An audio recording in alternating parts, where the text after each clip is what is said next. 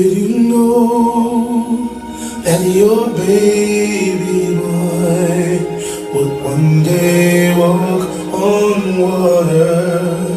Mary, did you know that your baby boy would save our sons and daughters? Did you know that your baby boy has come to make you new? And this child that you delivered will soon deliver you. Mary, did you know that your baby boy would give sight to the blind man? Mary, did you know that your baby boy would calm the storm with his hand? Did you know that your baby boy has walked where angels ride? And when you kiss your lip and the sleeping child you're holding is the great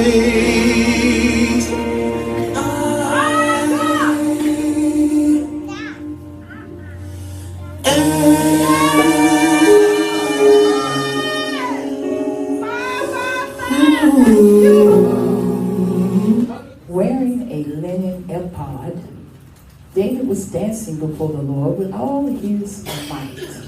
Somebody say, dance. Dance.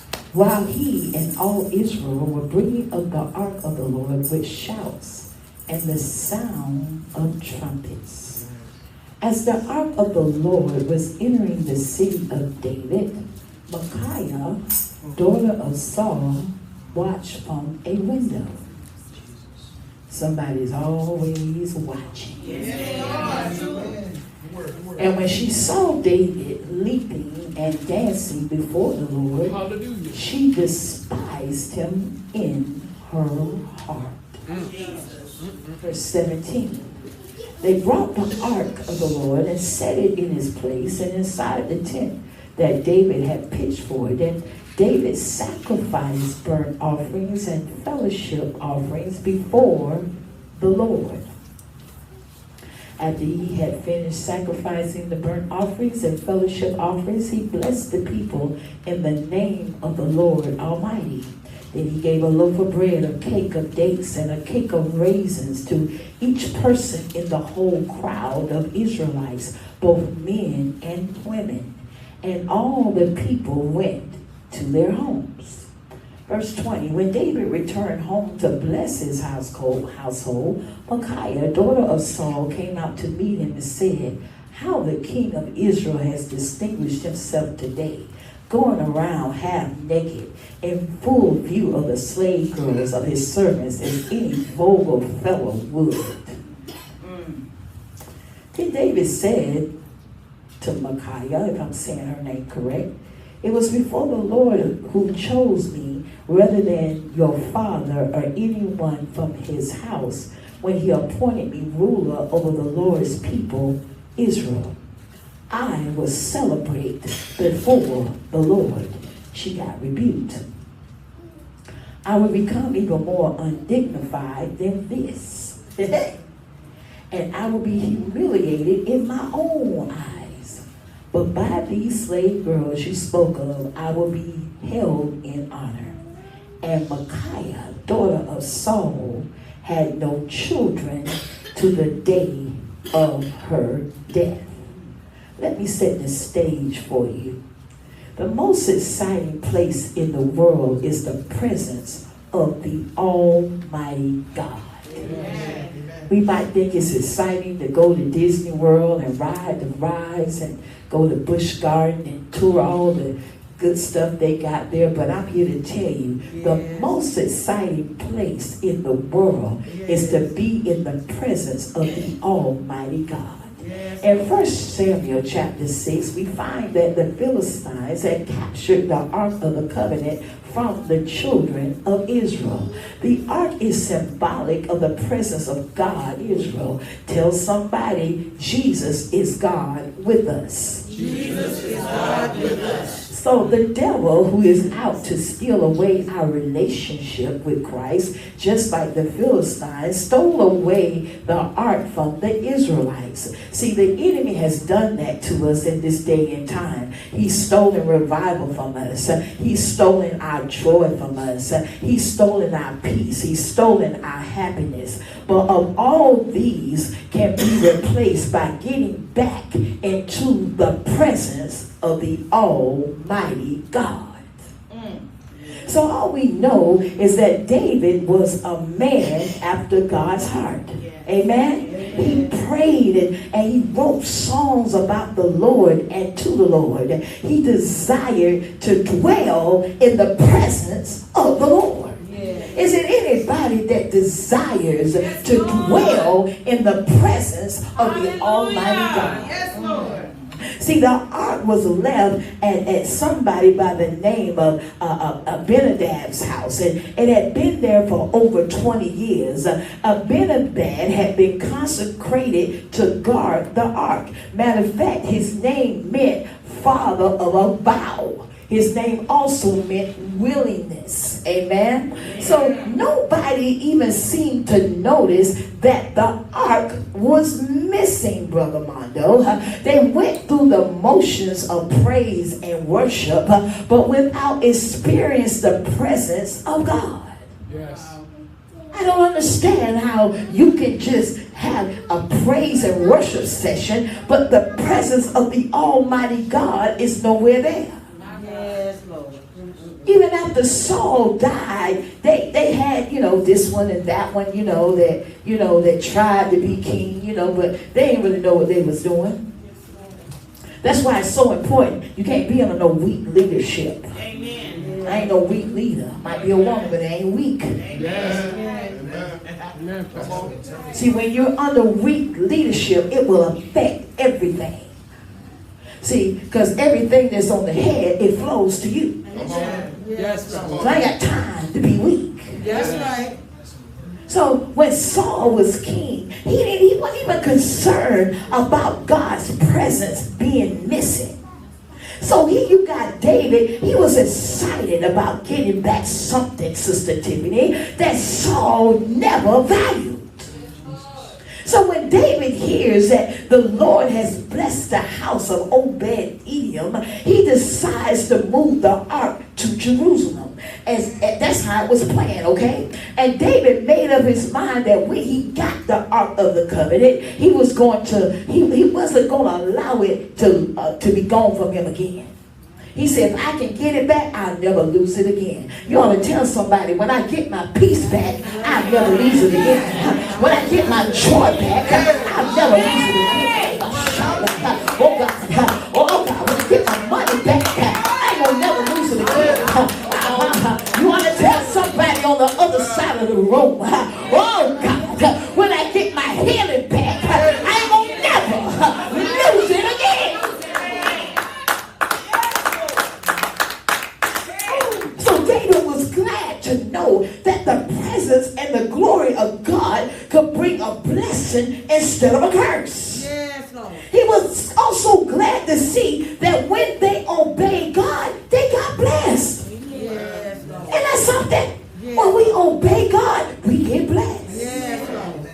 Now I'm cutting across the field a little bit, but it's a good story. You got to go and read it. If you read over in 1 Chronicles 15 and 13, you see where David explained to the priest why God struck out against them in the first place. See, he struck out against them because it says in the word, for because you did not do it the first time, the Lord our God broke out against us because we did not consult him about the proper order. Let me read that again. For because you did not do it the first time, the Lord our God broke out against us because we did not consult him about the proper order. Tell your neighbor, God is a God of order. God is a God of order. Tell your other neighbor, follow directions. Follow directions. So you got David, he gathered he had some choice men. He had some choice men, Miss Deborah, of Israel. And he grabbed them together because he wanted to bring back the presence of God. So you got to choose carefully. That's right. You got to choose carefully. We're talking about we're bringing back the ark. You can't take everybody with you. Because some people ain't going to follow order. Some people ain't going to do what thus saith the Lord. Some people are going to get weary on the side. Oh, I got to go. I'm tired. I need some water. I can't stand. So you got to understand. See, David had some choice men. Yes, Lord. Yes, Lord. He had no weak man. See, David was a warrior. Yes, he was. Yes, He wasn't no joke. He was a king, but he was a warrior. So a warrior needs a warrior. Yes, Lord. Yes, Lord. So remember, we just said that God is a God of order. So David specifically commanded the priest to carry the ark the right way. Yes, The right way to carry the ark was on your shoulders. yes, Lord. Yes, So you ain't had time for nobody talking about, well, you know, I got arthritis in my shoulder. I got a little pain in my neck. I can't. He had to have him some strong soldiers. yes, Lord. Yes, Lord. See, sometimes we think that when we get a new strength, you know, even in a friendly manner, it's a way to bring the presence and the glory of God. But God always wants his presence and his glory to come on the shoulders of people that are consecrated. He wants his presence and his glory to come on the shoulders of people that are obedient. He wants his presence and his glory to come on the shoulders of those that's praising, men that's praising, women praising. He's a God of honor. Yes, Lord. God of us. Yes, Lord. It showed that David brought the ark to Jerusalem, and it was a big production when he did this. It was a bigger production than the first time. But let me tell you, David was a man that had enough wisdom to know that the problem with the first attempt, it wasn't that it was a big production, but that it was a big production that came from a man and not from God. That makes a difference. It came from man. It wasn't about God. But David said, oh no, not this time. Not about me. This thing shall be about the Almighty God. Yes, Lord. Yes, Lord. Look at the text. Thank you, You God. see where David danced. Yes, Lord. He didn't just dance. He danced out of his clothes. Yes. Tell somebody the king is here. Oh, y'all mighty weak. The king is here. Celebrate. I said the king is here. Celebrate.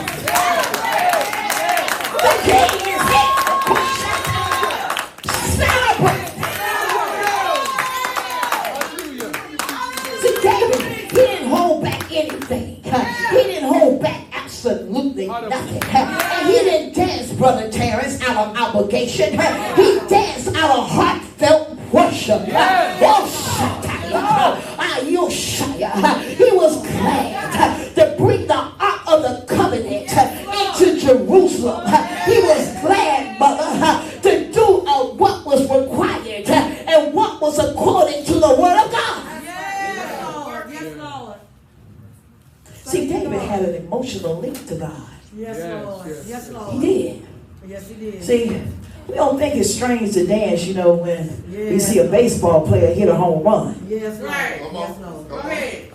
I would watch my husband, you know, when they go in there and they hit a touchdown, his team, and he ain't no dancer now. He can dance. But I seen him yell so loud. I said, what's wrong? But I saw him go out there. He was just, I don't know what he was doing. I thought he was having a stroke. But I never seen him dance like that. But see, we think it's okay when somebody wins a touchdown. Oh, we know how to dance. Oh my God. Oh, we think it's nothing to raise our hands when we at a concert. Oh my. See, we should not think it's strange in worship when it comes to worshiping God. See, he got Saul's daughter. Yes. She was also David's wife. Yes, Lord. But she misunderstood David's motives. Yes. She didn't even appreciate what was going on. Yes, Lord. Can't we be blind? She felt like, oh, you a dignified king of Israel. How dare you express your emotions like that? You out there dancing in front of everybody. Your clothes done came off. See, she failed to understand the significance of bringing the Ark of the Covenant into the city of David. And she deeply resented him for his public display. See, David was celebrating. He didn't care because he had the Ark of the Covenant. He had the presence of God. She wanted to tell David, oh, you look so foolish. You done embarrassed me. But David didn't let her worry him. He just explained to her, I didn't do it for you. I did it for God. I didn't do it for you. I did it for God. I didn't do it for you and you. I did it, don't show you, for God. Tell you something. I don't care what nobody say about you when you're praising Him and you're worshiping the Lord. You might be like my husband and you might dance on beat, but I'm telling you something. Don't you worry about it. Don't you let nobody tell you, oh, you off step, oh, you ain't on beat. You better learn how to open up your mouth and say, I ain't doing it for you. I'm doing it for God. I don't care what your praise looks like. So you can see in the text, she and I didn't even have no children. Yes, Lord. Yes, Lord. Why? Because she put her mouth on a worshiper. Yes, Lord. That's why you better learn to shut up. Better learn to be quiet. I see so much on social media. They love to pick at people in the church. You know, praising the Lord when they don't know what that person has went through. And they love to pick and joke, and it's so funny until they get in trouble. But I'm here to tell you, she didn't even have any children because she put her mouth on a worshiper. So don't worry about people. All you got to do is worship the Lord, and God will handle it. Tell your neighbor, oh God, He will handle it. I'm going to worship Him. I ain't doing it for you. I'm doing this for God. God is the one that brought me out. God was the one that held me tight. God was the one that healed my body. So this praise, it ain't for you. This praise is the one for God. God is the one when I didn't know I was going to pay my bills. God was the one when I didn't know where I was going to live. God was the one that covered my child when everybody else's child got shot up in the school. God did it for me. So it ain't about you. I'm having this praise, this moment. It's because of God.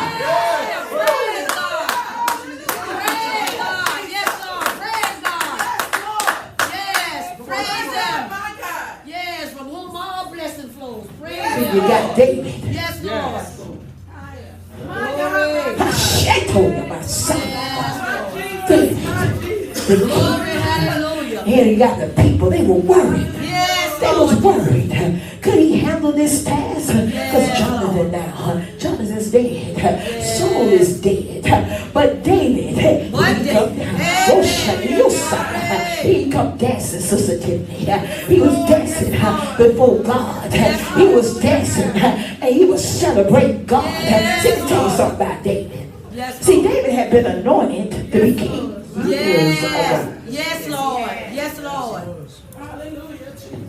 Sister Jayla, I want you to catch this, because this was a question you asked me on Thursday night. David had been anointed to be king years ago. Years ago. Yes, Lord. But understand, it can take certain prophecies That's right. years That's before right. they come to pass. That's right. Amen. The word of the Lord says, for the vision is yet for an appointed time. Yes. But at the end, it shall speak and not lie. Though it tarry, wait for it. Tell somebody, wait for it. I was anointed. Tell somebody I was anointed in my mother's womb. I was anointed years ago. Oh God, it might take some time for me to come forth. Oh, but I was anointed some years ago. So I say to you, don't get discouraged. Oh, Shati, oh, because guess what? Some prophecies, it may take years before they come to pass. Oh, but I'm telling you, though the vision is at an appointed time, don't give up. He got David. He was 30 years old. 30 years old. And I mean, he was dancing. He was feeling the effect of that oil that Samuel had anointed him with years ago. Many years ago, when they thought that wasn't the king. He wasn't dressed the part. He didn't look like the part. He was out there tending sheep. Oh, but when Samuel, he came in there and he poured that oil down on his head. Now you see everything. It started to manifest. Oh, it was many years ago.